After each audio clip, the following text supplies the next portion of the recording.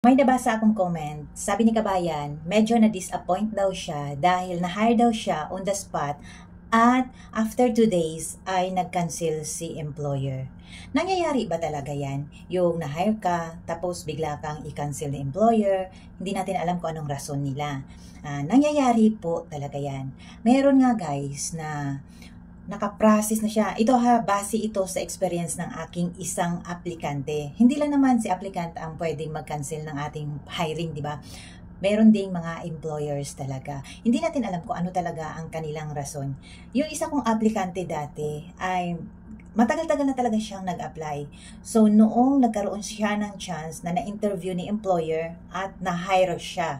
And then, nag-umpisa na siya talagang mag-process. Natapos na lahat. Nakagastos na siya kasi malayo yung ano niya sa Pangasinan. So, gagastos talaga siya ng pamasahe, papunta sa tie-up agency, mag-OWA ka, mag-PIDOS, training, ganyan. Ang dami-dami, napaka-hassle talaga. So, nung natapos na siya ng kanyang pag-process, ay waiting na lang siya ng kanyang flight. Hindi inaasahan ni kabayan natin, yun pa pala bago ko makalimutan, ay nag-resign na siya sa trabaho niya. Kaya kasi nga, waiting na lang siya ng kanyang flight. So, ang nangyari ay nag-message sa kanya ang agency na nag-cancel si employer ng pag-hire sa kanya. Nakakalungkot yun. Hindi lang nakakalungkot, nakakahiya pa. Kasi nga, di ba, nag-resign ka na sa trabaho, nagpadispedida ka na lahat-lahat. Yung mga ganyan, naibalita mo na sa mga kamag-anak mo, sa friends mo, na magtatrabaho ka na, pupunta ka sa ibang bansa, mag-abroad ka, yung mga ganyan, naibalita na natin talaga lahat-lahat, 'di ba? Prepare ka na para mag-flight. At yun nga, nakakalungkot dahil nag-cancel si employer. Hindi pa naman ma-refund yung mga ginastos natin. 'Di ba nakakasad yung mga ganyan? Kaya yun ang ibig kong sabihin sa ating kabayan or kababayan na nag-comment sa aking YouTube channel at ayon, sinabi niya disappointed siya. So para sa iyo kabayan, magpasalamat ka dahil hindi ka pa nakaumpisa ng iyong pag-process, wala ka pang ginastos. So, hindi ko alam kung may ginastos ka na nung nag-apply ka. Kapag mag-walk-in ka, bago kanila bibigyan ng employer, bago kanila asikasuhin, mag-medical ka muna. So, ibig sabihin nun, wala ka pang employer, ay nagpa-medical ka na. So, gumastos ka na nun. Hindi ko alam magkano ang medical kasi sa panahon namin, 5,000. Hindi ko alam magkano ang medical ngayon. So, pasalamat na lang na hindi ka pa nakapag-process ay nag-cancel na kaagad si employer.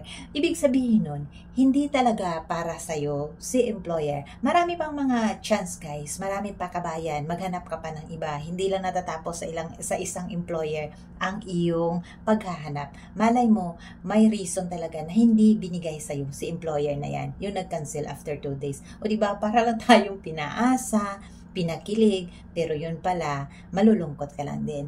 So, hanap-hanap, mag-apply ka uli, malay mo, yun nga, may tama talagang employer para sa'yo. Sa mga ganyan, no? Kasi totoo talaga, hindi to biro-biro na nagka-cancel talaga si employer. Siguro, mayroon silang nahanap na ibang aplikante. Kasi nga guys, kagaya ko hindi lang si employer ang nagka-cancel ng application. Hindi lang si employer ang nagka-cancel na kapag na-hire ka na, nagbago ang isip. Nangyari din yan sa akin. Meron kasi yung chance na, halimbawa, may mga employers na marami kasi kayo, hindi lang ikaw kasi ang in-interview nila. So, nung una kang in-interview, gusto na kita. Tapos, halimbawa, may kasama pa siya, kasama niya yung asawa niya, couple sila nag-interview sa'yo. Gusto kitang i-hire. Tapos, nung mapag-usapan na, nasabihan ka na ng employer na, gusto kita, i-hire na kita. On the spot hire kita kasi bagay ka sa job offer na hinahanap ko. Yung mga ganun. So, nung pag-uwi nila sa kanilang bahay, merong pag-uusap pa yan sila ng mag-asawa.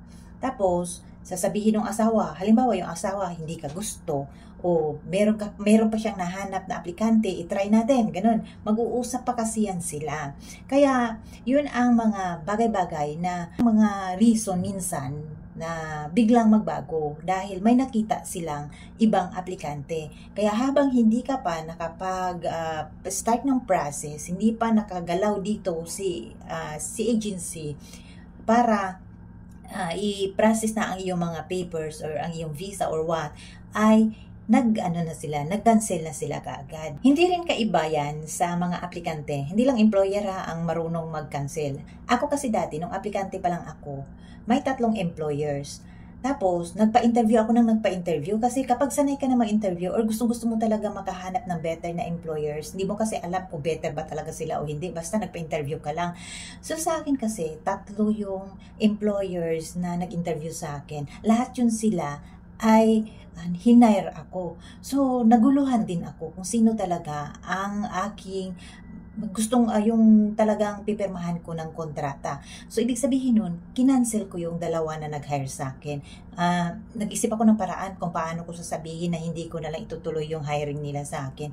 Kasi nga, binasihan ko na kung ano yung job offer na pwede at saka yung salary. So, doon ako pumili sa salary na mataas, medyo mataas, tapos yung alagaan ko bago sa akin, so tinry ko yun. So, nag-cancel ako sa 2 employer. Ganun lang din yun, guys. Kaya, mag-isip-isip din yan sila kung ano talaga or sino talaga ang better. O di kaya kinancel ka nila dahil hindi natin alam kung anong reason or hindi na nila kailangan na naman ng bagong aplikante o bagong cheche o bagong helper sa kanila. Ganon guys, pabago-bago. Kaya ito ang sasabihin ko sa inyo. Kapag may trabaho kayo dyan sa Pilipinas, wag na wag kayong mag-resign sa inyong mga trabaho. Kasi hindi ninyo talaga alam kung matutuloy ang flight ninyo, mag-cancel ba si employer, dahil nangyayari talaga yan. Basta stay kayo sa isang trabaho ninyo, wag muna kayong mag-resign hanggat wala kayong air ticket, wala kayong schedule sa inyong flight. Yun po ang tandaan talaga ninyo. Kasi yung iba, pag sinabing hired na sila, mag-resign talaga kaagad sila sa trabaho, wag na wag ninyong gagawin yan. Hindi natin alam kung mabulilyaso or magbago ang isip ni employer. Sana meron kayong natutunan sa videong ito. Basta wag na wag talaga kayong mag-resign sa inyong trabaho.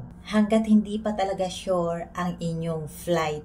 Mabilis talaga magbago ang isip ng mga employers, lalo na kapag hindi pa talaga sila makaumpisa ng pagperma ng kontrata, hindi pa sila naka-initial bayad sa agency, o di kaya may mga pahabol na sol-sol na mga kaibigan. Kasi guys, ang mga employers, hindi yan sila nagdidesisyon na mag-isa.